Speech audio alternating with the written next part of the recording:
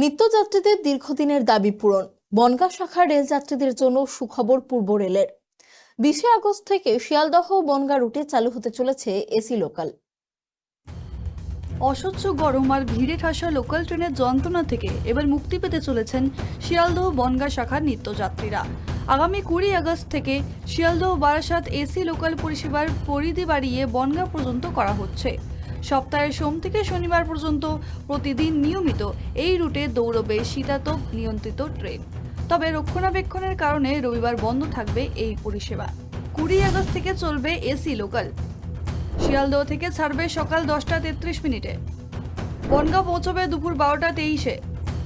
প্রধান স্টপেজ বারাসাত, দত্তপুকুর, হাবড়া, গোবরডাঙ্গা, ঠাকুরনগর, চাঁদপাড়া।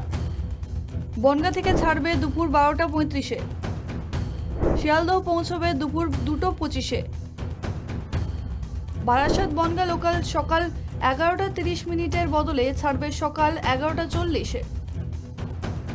নিত্যযাত্রীদের একাংশের মতে পিক আওয়ারের কিছু পরে হলেও এসি ট্রেন চালু হওয়ায় যাতায়াত পরিষেবা অনেকটাই সহজ হবে।